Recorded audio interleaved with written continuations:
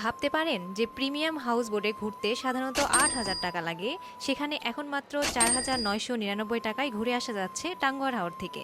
আর সবচেয়ে অবাক করা বিষয় হলো এই টাকার মধ্যেই রয়েছে 2 দিন 1 রাত হাউসবোটে থাকা, সব ধরনের খাওয়া দাওয়া, চা নাস্তা আর টাঙ্গুয়ার হাওরের মনোমুগ্ধকর স্পটগুলো ঘুরে দেখার সুযোগ। তাহলে প্রশ্ন হলো, প্রিমিয়াম হাউস বোটে মাত্র ৪,৯৯৯ টাকায় আসলে কেমন অভিজ্ঞতা পাওয়া যায়? তো চলুন আজকের ব্লগে আপনাদের নিয়ে যাচ্ছি টাঙ্গুয়ার হাওরের সেই অসাধারণ জার্নিতে। একসাথে মিলেছিলে, চল বন্ধু চল, চল বন্ধু চল, চল বন্ধু। প্রথমেই বাসা থেকে রওনা হয়ে চলে আসলাম বগুড়ার মাটিডালিতে। এরপর সাতমাথা ঘুরে পৌঁছে গেলাম ঠনঠনিয়া বাস স্ট্যান্ডে। সেখান থেকে আমরা রওনা দিয়ে চলে আসি ঢাকা উত্তরায়। উত্তরায় সবাই এক হওয়ার পর আমরা রওনা দিলাম সুনামগঞ্জের উদ্দেশ্যে। সুনামগঞ্জ বাস স্ট্যান্ডে পৌঁছানোর পর সেখান থেকে আমরা চলে গেলাম আনোয়ারপুর ঘাটে। ঘাটে পৌঁছেই চোখে পড়ল বিশাল হাউস বোট, চারপাশে শুধু পানি আর প্রকৃতির অপরূপ সৌন্দর্য। হাউসবোটের রুমগুলো ছিল অসাধারণ এবং নিট অ্যান্ড ক্লিন। এখানে পৌঁছে আমাদের ওয়েলকাম ড্রিঙ্কস দেওয়া হলো। এরপর আমরা ফ্রেশ হয়ে হাউস বোটের ছাদে গেলাম এবং প্রকৃতির সৌন্দর্য উপভোগ করতেছিলাম। এরপর আমাদের দুপুরের খাবার দেওয়া হলো এবং দুপুরের খাবারে ছিল ভাত, টাটকা রুই মাছ ভাজা, আলু ভর্তা, সালাদ ও তাদের স্পেশাল একটি সবজি। দুপুরের খাবার শেষ করে আমরা ঘুরতে আসি বারেকটিলার জিরো পয়েন্টে। এরপর আমরা বারেকটিলা জিরো পয়েন্টে ছবি, ভিডিও এবং ঘোরাফেরা শেষ করে আমরা চলে আসি আমাদের হাউস বোটে। হাউস বোটে ফিরে আসার পর আমাদের সন্ধ্যায় নাস্তা দেওয়া হয়। এখানে ছিল চা এবং চিকেন নুডলস।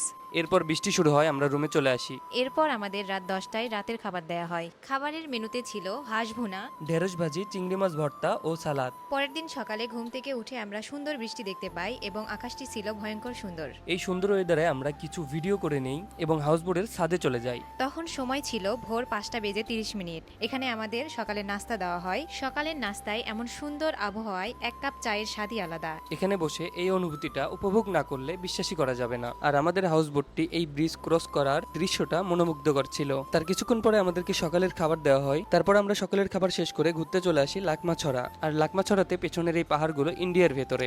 লাকমাছড়া ঘুরে দেখার পর আমরা চলে আসি নীলাদ্রি লেকে। আর আমার কাছে টাঙ্গুয়ার হাওরের সবচেয়ে সুন্দর আর আকর্ষণীয় জায়গা হলো ওয়াচ টাওয়ার এবং নীলাদ্রি লেক। নীলাদ্রি লেক ঘুরে দেখার পরে আমরা চলে আসি টাঙ্গুয়ার হাওরের মেইন স্পট ওয়াচ টাওয়ারে। যেহেতু আমি সাঁতার পারি না, তাই আমি সেফটির জন্য চেস্ট গার্ড পরে নিয়েছিলাম। এরপর আমাদের গন্তব্য ওয়াচ টাওয়ারে পৌঁছে যাওয়ার পর ভাইরাল খুদে শিল্পীদের সাথে দেখা হয়ে যায় এবং তাদের থেকে আমরা কিছু গান শুনি।